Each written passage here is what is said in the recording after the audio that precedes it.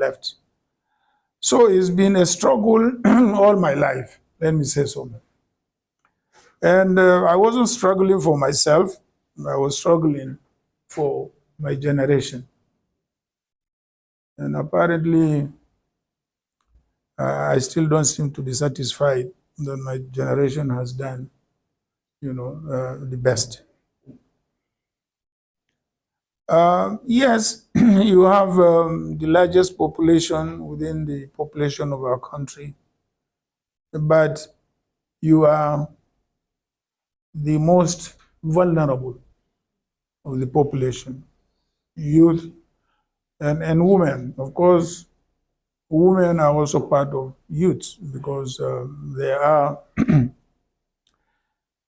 I still continue to charge you to take more challenges in our electoral processes.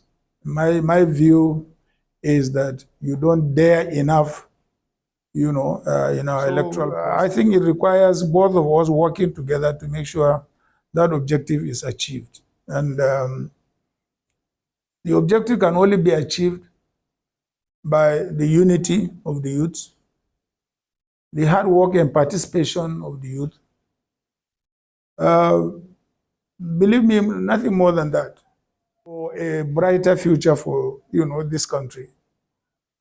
Because you are the future of this country, and you should not take it for granted. I assure you that as far as I'm concerned, I will continue to give you the necessary support, guidance, and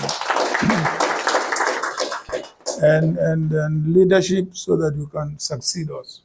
We're on our way out, no doubt about that. There are a few of my contemporaries who are still in politics, but I'm still there.